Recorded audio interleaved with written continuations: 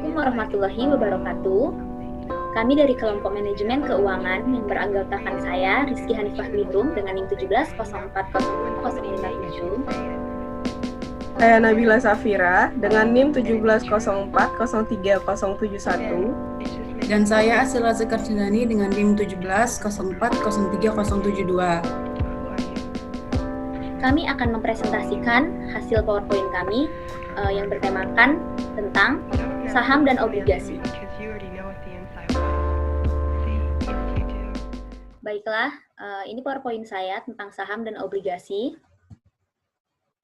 Yang pertama saya akan menjelaskan mengenai saham. Jadi saham sendiri itu memiliki pengertian dokumen berharga yang menunjukkan kepemilikan perusahaan. Dengan kata lain, ketika seseorang membeli saham, orang tersebut telah membeli sebagian dari kepemilikan perusahaan. Secara sederhana, saham adalah bukti kepemilikan perusahaan atau badan usaha. Saham umumnya dalam bentuk selembar kertas di mana disajikan atau menyatakan bahwa pemilik sekuritas adalah pemilik perusahaan yang mengeluarkan surat itu. Selanjutnya, keuntungan memiliki saham. Apa sih keuntungan kita memiliki saham? Jadi salah satu manfaat utama dari kepemilikan saham adalah dapat digunakan sebagai instrumen investasi, baik jangka pendek maupun jangka yang panjang. Ada dua keuntungan yang bisa diperoleh dari investor saham, yaitu yang pertama capital gain, yaitu laba yang didapat dari selisih harga jual saham yang lebih tinggi dari harga beli.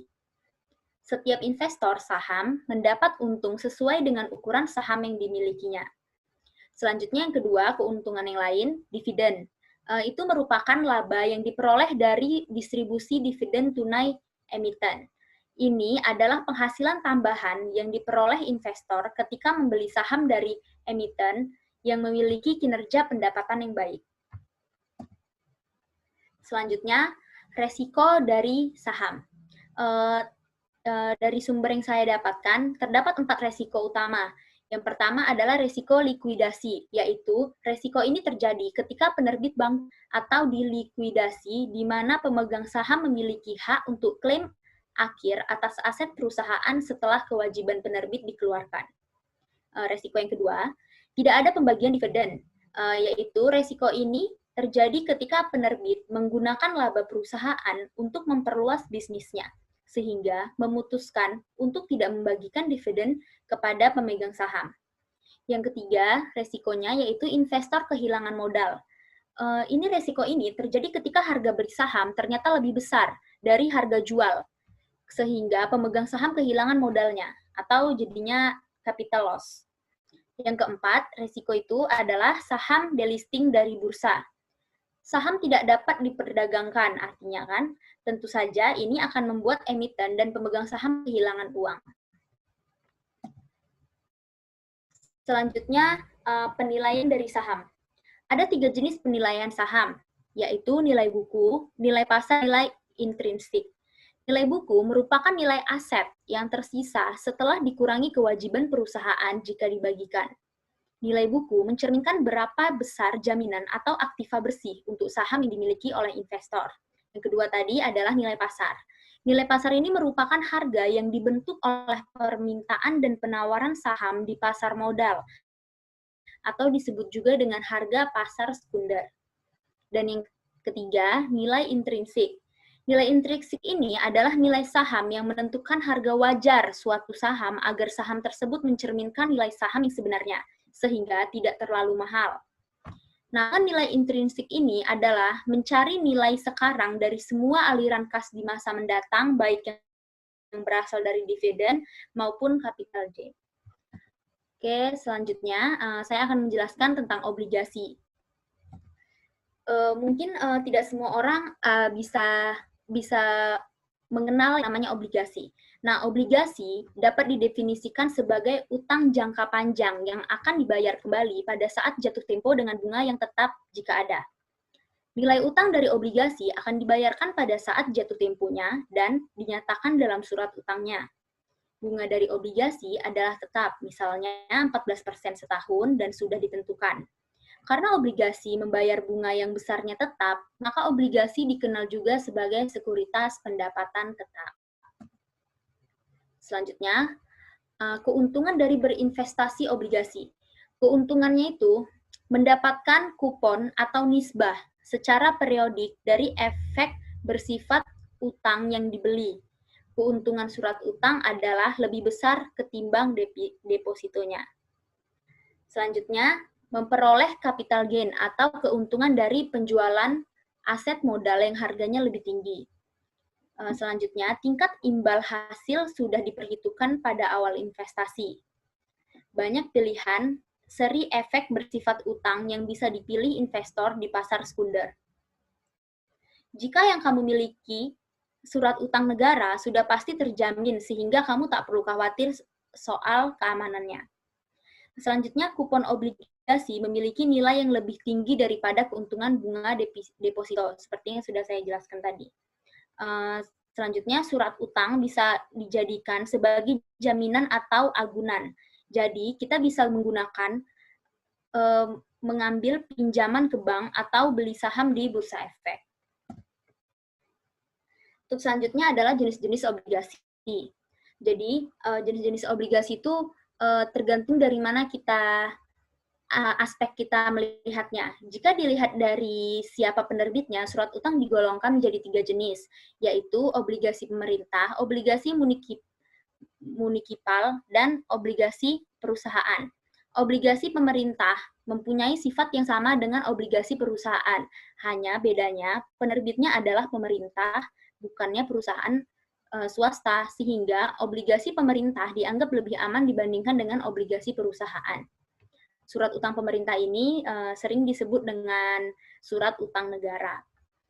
Selanjutnya tadi obligasi munikipal, yaitu obligasi yang dikeluarkan oleh pemerintah daerah, misalnya pemerintah provinsi, kota, dan juga kabupaten. Yang terakhir, obligasi perusahaan.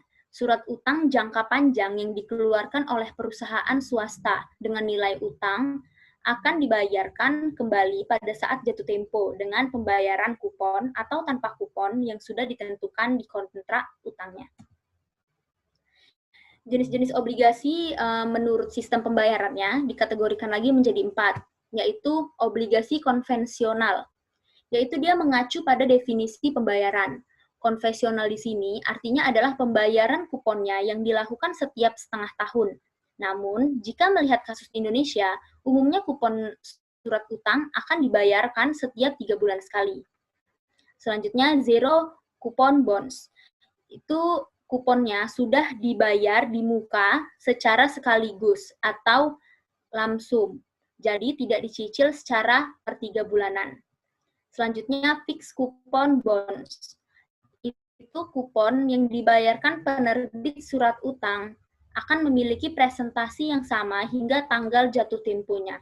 Dan yang terakhir, floating coupon bonds. Itu kuponnya berubah secara periodik dan berhubungan dengan tingkat suku bunga di pasar. Nah, jenis-jenis obligasi berdasarkan jaminannya, jaminan yang diberikan dibagi lagi atas 4 jenis. Obligasi bergaransi, itu diterbitkan oleh perusahaan, namun dijamin oleh perusahaan yang lain. Perusahaan lain yang dimaksud bisa saja merupakan induk dari perusahaan itu. Gitu. Jadi ini seperti perusahaan cabang. Selanjutnya, mortgage bonds. Itu jaminannya adalah sebuah aset properti dan kerap dikenal dengan istilah aset backed securities. Yang ketiga, obligasi beragun. Jaminan dari surat utang ini antara lain adalah efek dari perusahaan penerbit, sebut saja seperti saham atau anak perusahaan dari perusahaan yang bersangkutan.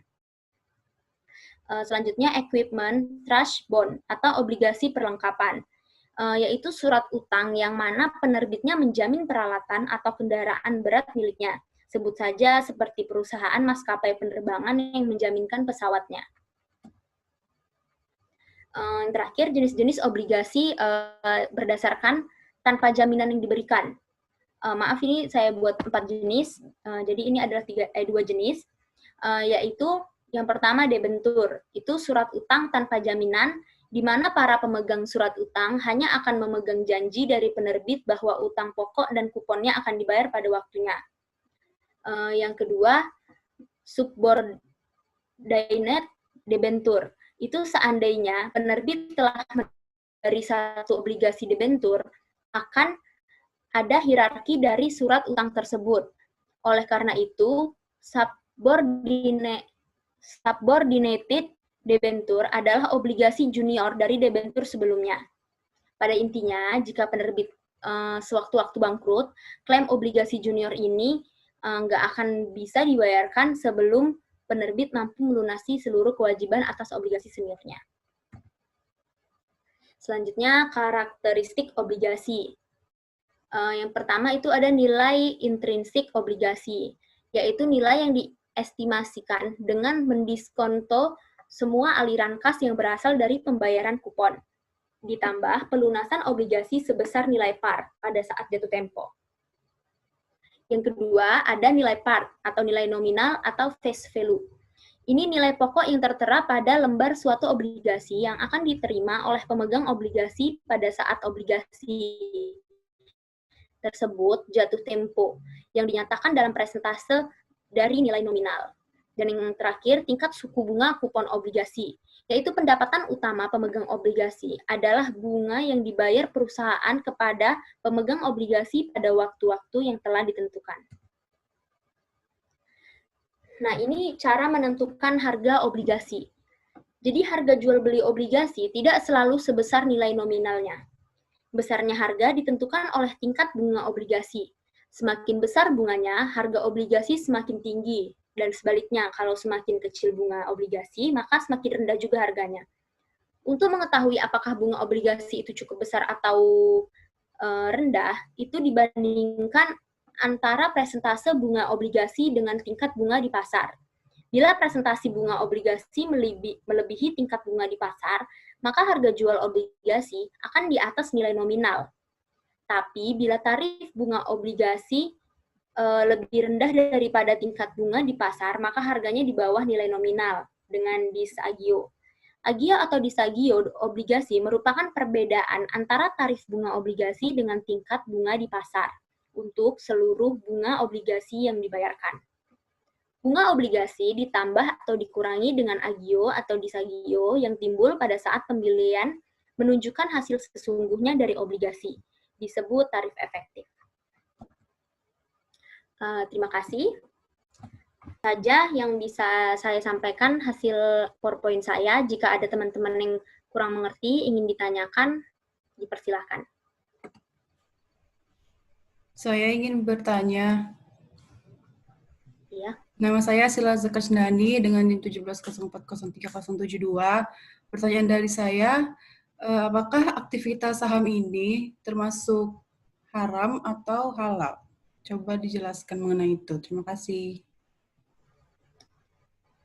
Kalau misalnya haram atau halal, sebenarnya tidak sedikit masyarakat di Indonesia yang masih beranggapan kalau saham itu adalah haram ya, karena kan mungkin kita bisa secara logika itu seperti kita berinvest yang dengan modal yang rendah dan kita mendapatkan keuntungan yang lebih besar gitu kan.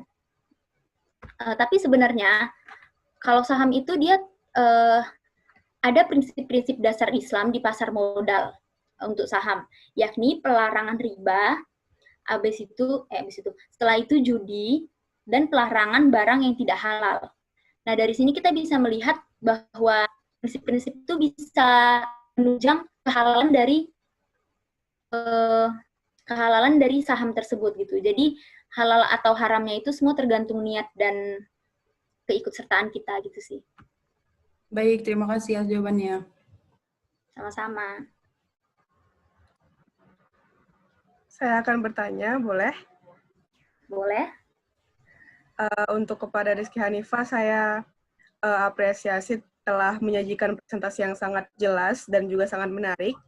Kemudian di sini saya ingin bertanya, izinkanlah saya perkenalkan diri dulu. Saya Nabila Safira dengan NIM 1704030171. Kemudian saya ingin bertanya, mengapa obligasi belum terlalu tren di kalangan masyarakat sekarang nih? Mungkin bisa dijelasin?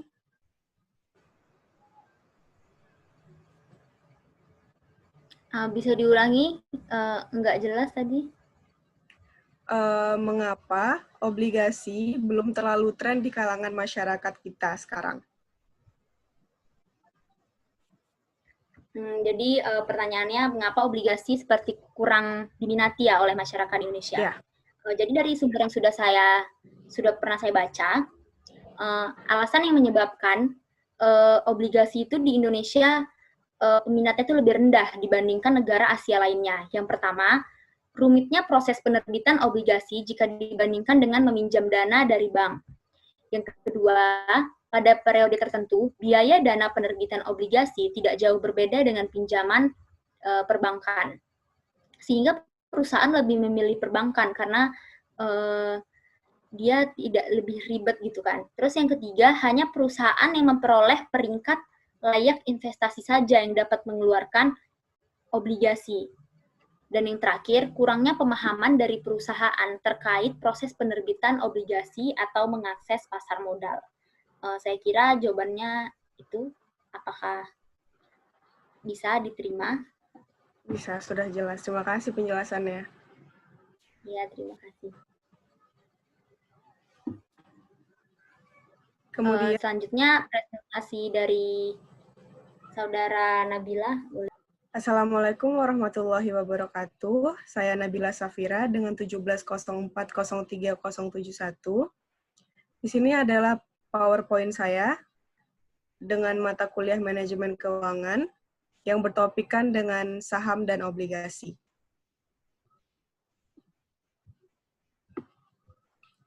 Di sini pertama-tama saya akan menjelaskan mengenai pengertian saham. Saham adalah sebuah bukti kepemilikan nilai sebuah perusahaan, artinya pemilik saham adalah pemilik perusahaan juga.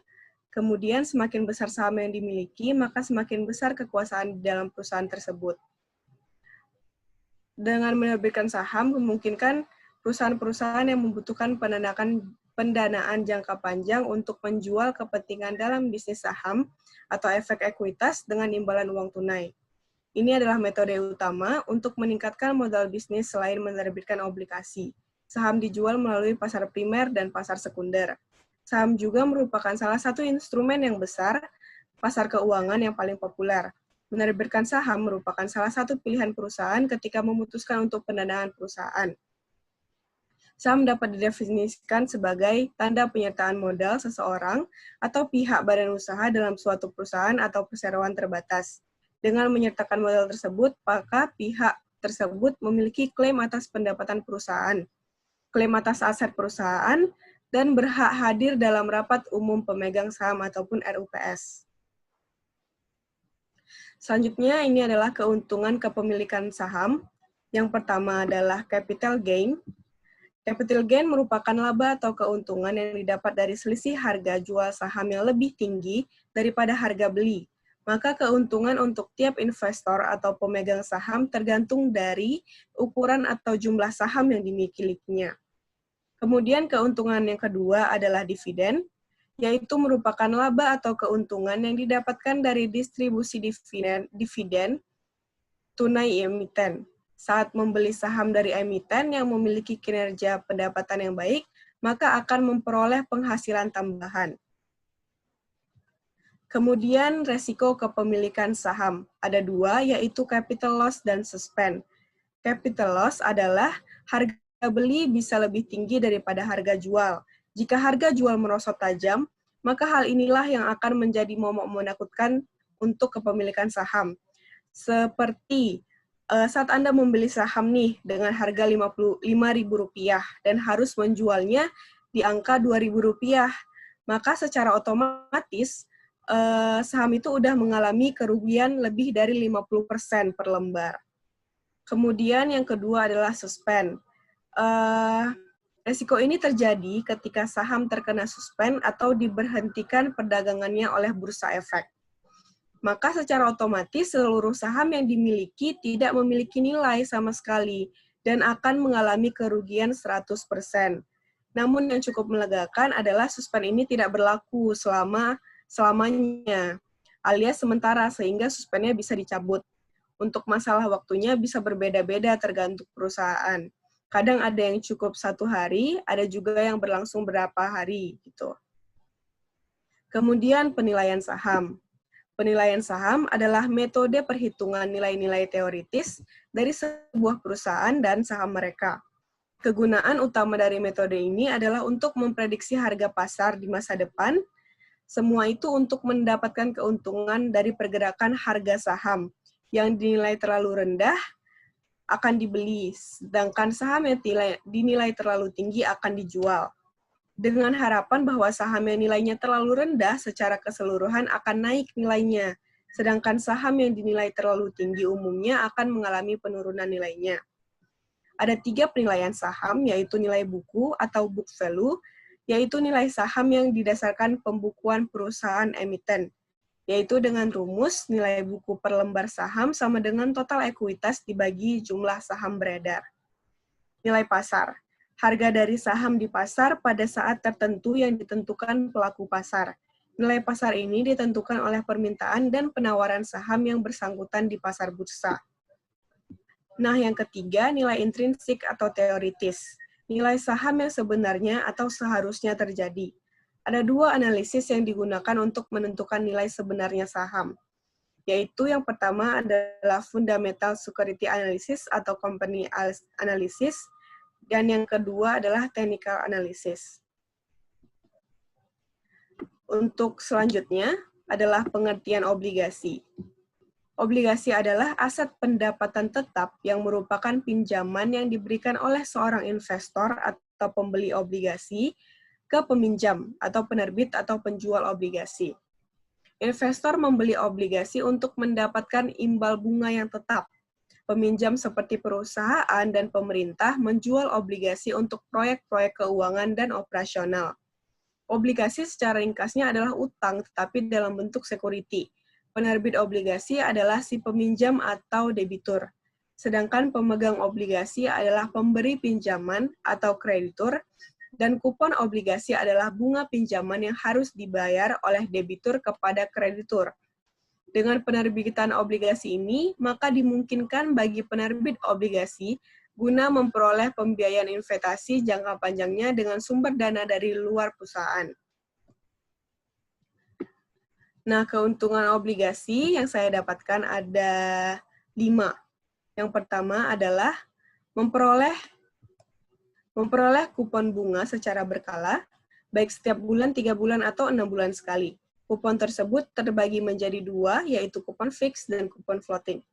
Yang kedua adalah mendapat capital gain saat menjual obligasi kepada investor umum. Capital gain adalah keuntungan yang akan didapatkan dihitung dari selisih harga jual dikurangi dengan harga beli suatu obligasi. Nah, yang ketiga, pasti dibayarkan kembali ditambah dengan return atau kupon. Jika itu obligasi negara, Anda tidak perlu khawatir karena sudah dijamin keamanannya. Sudah pula tercantum dalam UU Undang-Undang Nomor 24 Tahun 2002 tentang Surat Utang Negara atau UU Nomor 19 Tahun 2008 tentang Surat Berharga Syariah Negara. Yang keempat, dapat dijadikan sebagai jaminan atau agunan. Obligasi bisa digunakan sebagai agunan untuk mendapatkan pinjaman ke bank atau membeli saham ke bursa efek. Yang kelima, keuntungan kupon obligasi lebih tinggi daripada keuntungan bunga deposito. Hal ini tentu menjadi pertimbangan dalam berinvestasi agar dapat menerima keuntungan semaksimal mungkin. Selanjutnya adalah jenis-jenis obligasi. Dilihat dari sistem pembayaran kupon, terbagi menjadi 3, yaitu obligasi tanpa kupon, obligasi yang tidak melakukan pembayaran bunga secara periodik. Yang kedua, obligasi kupon tetap, obligasi dengan tingkat kupon bunga yang telah ditetapkan sebelum masa penawaran di pasar perdana dan akan dibayarkan secara periodik. Yang ketiga, obligasi kupon variabel, obligasi dengan tingkat kupon bunga yang ditentukan sebelum jangka waktu tertentu, berdasarkan suatu acuan benchmark tertentu seperti tingkat suku bunga perbankan. Dilihat dari sisi penerbit, jenis-jenis obligasi terbagi menjadi 3, yaitu obligasi korporasi, obligasi yang diterbitkan oleh perusahaan, baik yang berbentuk badan usaha BUMN atau badan usaha swasta. Obligasi korporasi terbagi atas obligasi dengan kupon tetap, obligasi dengan kupon variabel, dan obligasi dengan prinsip syariah. Ada obligasi korporasi yang telah diperingkat atau ada yang tidak diperingkat. Yang kedua, obligasi pemerintah. Obligasi yang diterbitkan oleh pemerintah Indonesia, pemerintah menerbitkan obligasi dengan kupon tetap, obligasi dengan kupon variabel, dan obligasi dengan prinsip syariah, contohnya ORI, suku, retail. Yang ketiga adalah obligasi retail, yang diterbitkan oleh pemerintah yang dijual kepada individu atau perseorangan melalui agen penjual yang ditunjuk oleh pemerintah. Biasanya ada beberapa jenis, yaitu ORI atau suku retail. Dilihat dari kepatuhannya terhadap kaidah syariah, jenis-jenis obligasi menjadi dua, yaitu suku obligasi syariah mudorobah, merupakan obligasi syariah yang menggunakan akad bagi hasil sedemikian sehingga pendapatan yang diperoleh investor atau atas obligasi tersebut diperoleh setelah mengetahui pendapatan emiten. Yang kedua, suku atau obligasi syariah ijarah, merupakan obligasi syariah yang menggunakan akad sewa sedemikian sehingga kupon atau fee ijarah bersifat tetap dan bisa diketahui atau diperhitungkan sejak awal obligasi diterbitkan. Kemudian karakteristik obligasi. Yang pertama yaitu nilai nominal. Nilai nominal merupakan nilai utang pokok yang harus dibayarkan oleh penerbit obligasi pada saat jatuh tempo. Biasanya nilai ini tercantum di dalam lembar obligasi. Yang kedua, masa jatuh tempo. Jangka waktu jatuh tempo obligasi ada di rentang 1 tahun hingga 10 tahun. Biasanya jatuh tempo obligasi ada pada minimal angka 5 tahun. Namun ada pula obligasi yang masa jatuh temponya 10 tahun, 15 tahun, bahkan 30 tahun. Yang ketiga, klaim aset dan klaim pendapatan perusahaan. Klaim terhadap aset yaitu Anda dapat hak klaim untuk didahulukan ketika terjadi penjualan aset. Sementara klaim terhadap pendapatan perusahaan, Anda sebagai pemegang obligasi memiliki hak klaim untuk didahulukan daripada dividen yang lain. Yang keempat, kupon rek. Dalam investasi obligasi, Anda akan mendapatkan kupon secara berkala di waktu yang telah ditentukan oleh penerbit. Kupon di sini sama saja dengan bunga yang akan Anda dapatkan. Kemudian yang kelima adalah indenture atau kontrak. Dalam investasi obligasi, terdapat indenture atau kontrak antara penerbit obligasi dengan wakil pemegang obligasi. Kontrak ini berisi hak dan kewajiban dari penerbit dan pemegang obligasi. Yang keenam adalah current yield, yang merupakan keuntungan dari kupon yang Anda terima selama 1 tahun terhadap harga obligasi. Dapat dikatakan bahwa current yield dihitung berdasarkan bunga tahunan terhadap harga obligasi hasilnya nanti berupa persentase. Yang ketujuh adalah rating atau peringkat. Dalam investasi obligasi sendiri, terdapat peringkat yang mencerminkan resiko obligasi.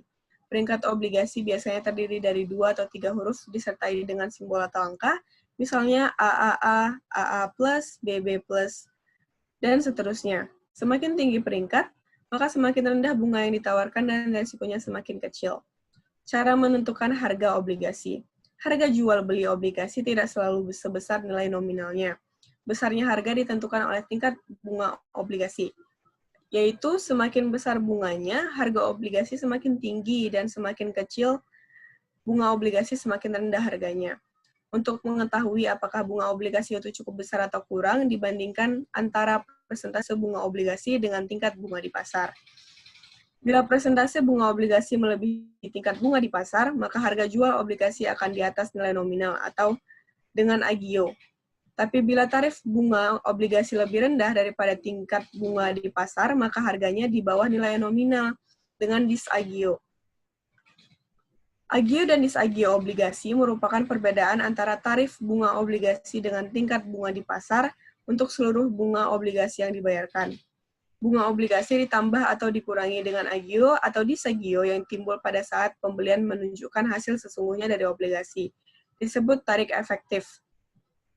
Untuk menentukan besarnya harga obligasi dapat dilakukan dengan rumus sebagai berikut, yaitu menghitung nilai tunai dari jumlah jatuh tempo ditambah nilai tunai bunga yang akan diterima. Mungkin itu saja yang dapat saya jelaskan. Saya berterima kasih atas kesempatan yang diberikan. Untuk kepada para hadirin bisa ditanyakan apabila ada yang kurang jelas. Saya ingin bertanya, jadi sebenarnya apa perbedaan dari obligasi dan saham?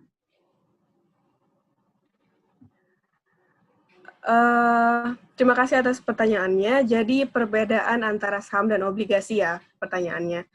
Sebenarnya saham dan obligasi itu memiliki tujuan yang hampir sama, yaitu diterbitkan untuk mengumpulkan uang yang akan dimanfaatkan untuk memperluas operasi perusahaan. Nah, perbedaannya adalah saat perusahaan menerbitkan saham, itu artinya mereka menjual sebagian kepemilikan perusahaan tersebut kepada pihak lain.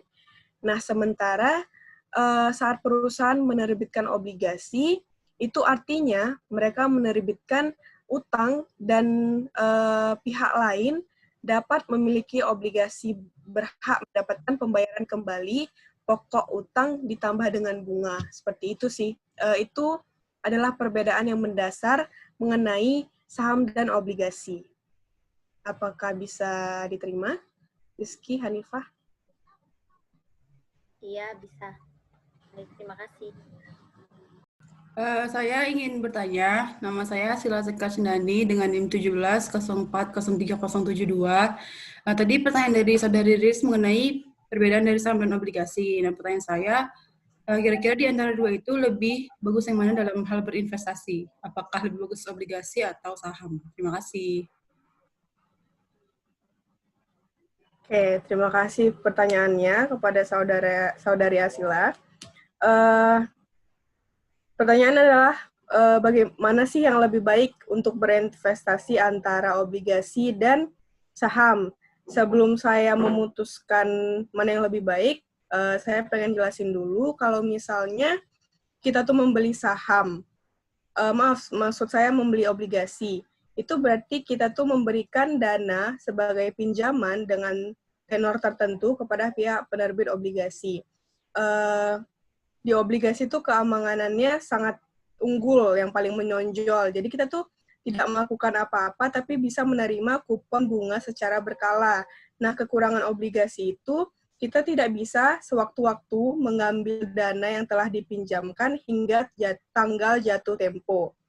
Nah, apabila kita memegang saham atau perusahaan, bisa dibilang bahwa kita tuh pemilik dari perusahaan tersebut, meski kepemilikan kita hanya sepersekian %.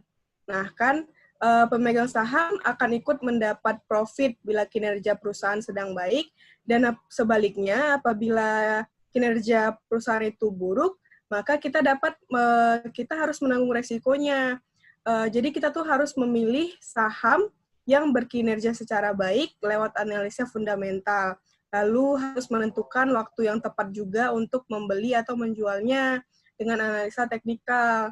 Jadi dari penjelasan yang saya jelasin, saya rasa investasi yang lebih baik itu adalah saham. Saham itu lebih menguntungkan daripada obligasi. Namun, saham itu juga lebih tinggi resikonya. Jadi makanya ada plus minusnya juga sih. Tapi saya rasa investasi itu lebih bagus di saham, walaupun lebih tinggi resikonya, tapi lebih menguntungkan daripada obligasi. Saya rasa seperti itu. Baik, terima kasih atas jawabannya, sangat membantu. Bersama. Selanjutnya saya persilahkan teman saya kepada Sila Sekar untuk mempresentasikan PowerPoint-nya. Baik, terima kasih. Akan saya share screen.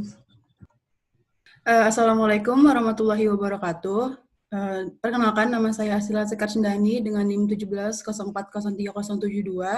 Nah, sekarang saya akan menjelaskan mengenai tentang saham dan juga obligasi. Di sini yang saya bahas itu ada 9 hal. Yang pertama, definisi saham, kemudian ada keuntungannya, dan juga ada risikonya dan penilaiannya. Kemudian untuk obligasi sendiri, ada mengenai definisinya, keuntungan, jenis-jenis, karakteristik, dan juga harga obligasi. Nah, untuk yang pertama yaitu mengenai saham. Apa yang dimaksud dengan saham? Menurut Sabto, saham adalah surat berharga yang merupakan instrumen bukti kepemilikan atau penyertaan dari individu atau institusi dalam suatu perusahaan. Sedangkan menurut istilah umumnya, saham merupakan bukti penyertaan modal dalam suatu kepemilikan saham perusahaan.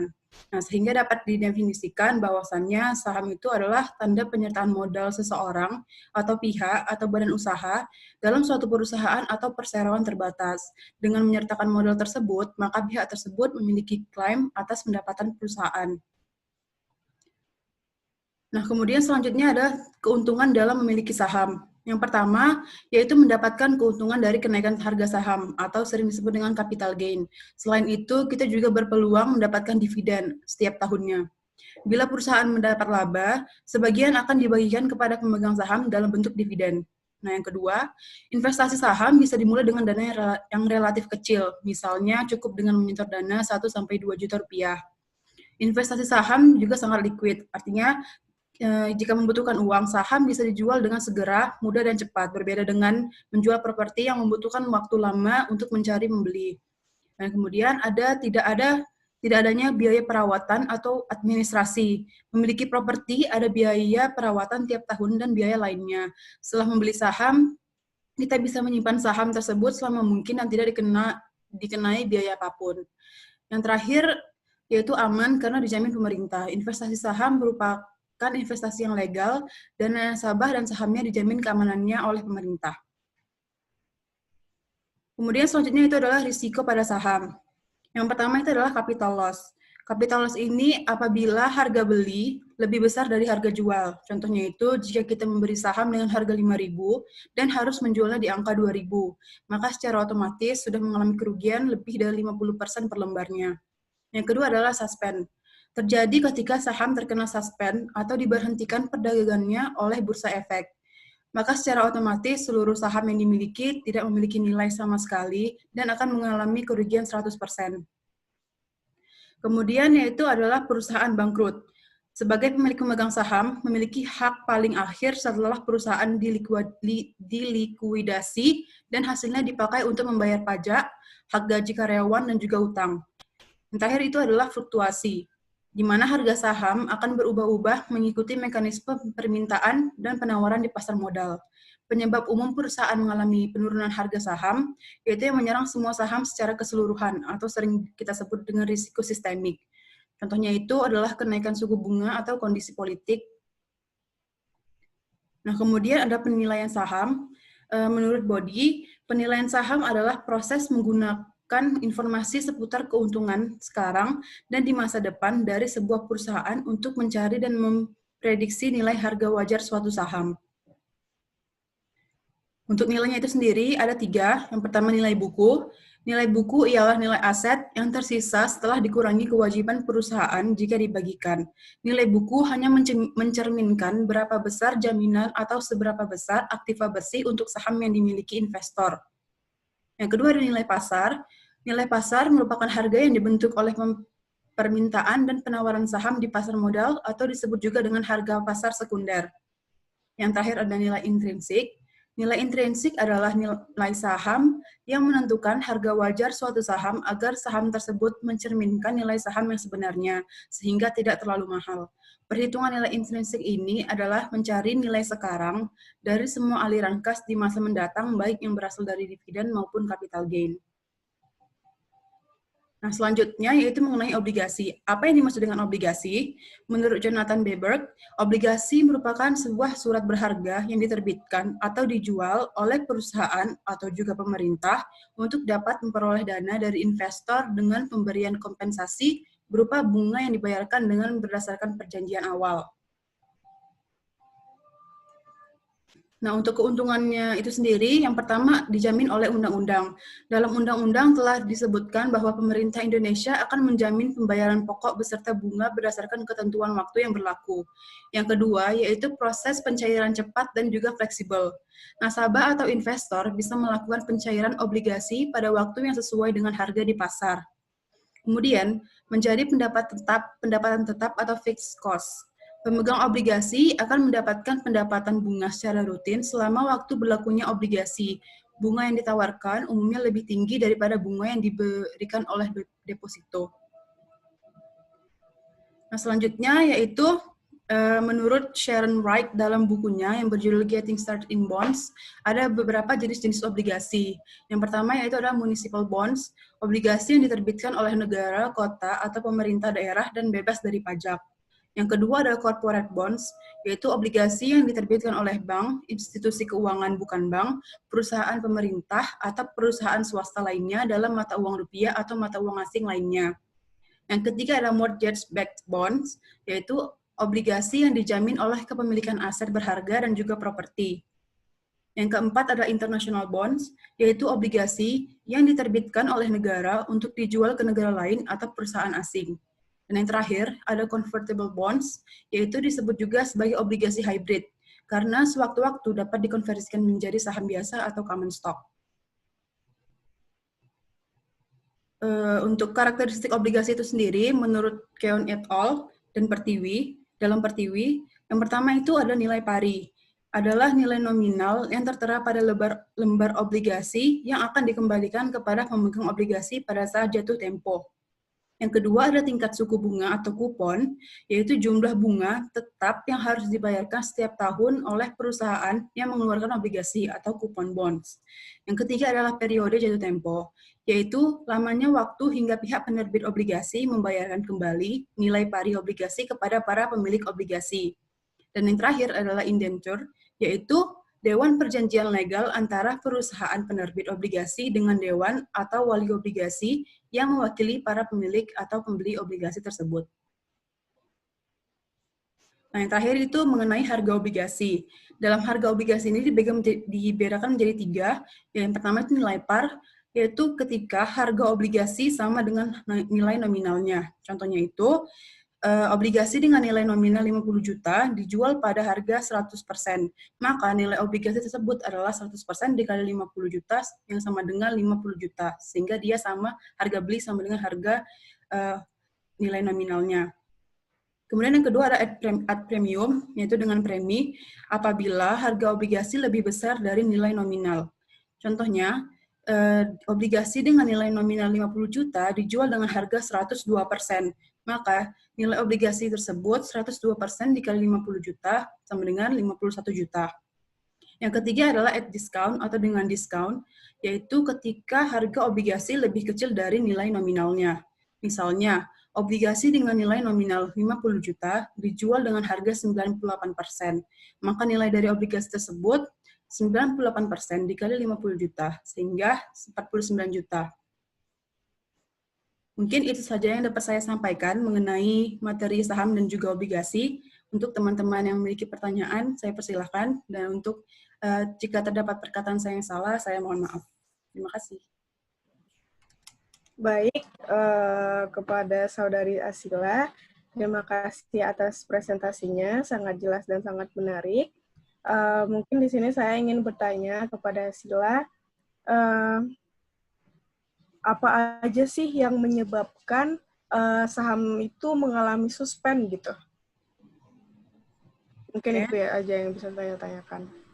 Oke, terima kasih.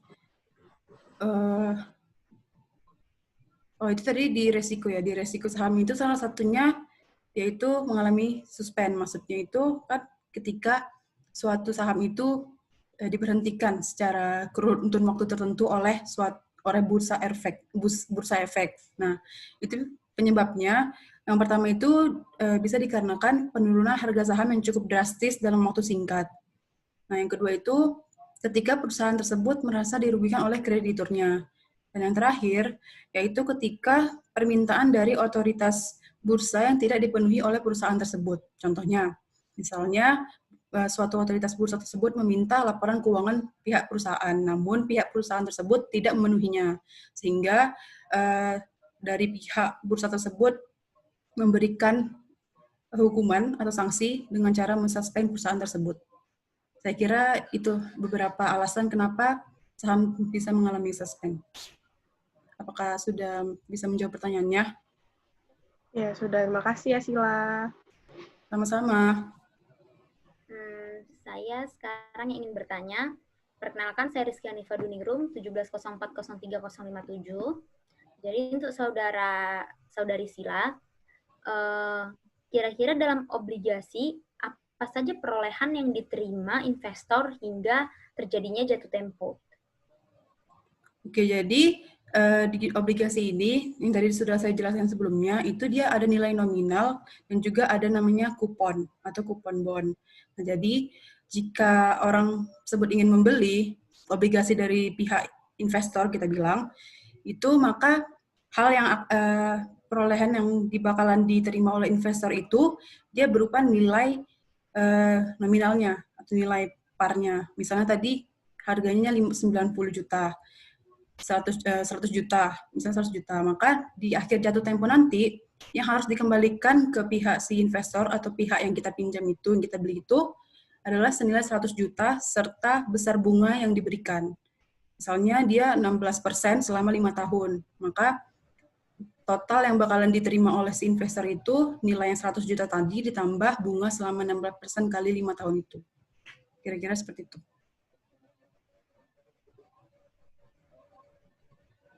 Apakah sudah mampu menjawab pertanyaan dari saudari Rizky Hanifah? Sudah, terima kasih. Baiklah, mungkin itu saja yang dapat saya sampaikan dan berakhirlah presentasi kita dalam mata kuliah Manajemen Keuangan kali ini. Saya harap presentasi kita ini dapat memberikan manfaat kepada orang mengenai saham dan juga obligasi ini. Mungkin itu saja yang dapat saya sampaikan, dan saya tutup dengan wassalamualaikum warahmatullahi wabarakatuh.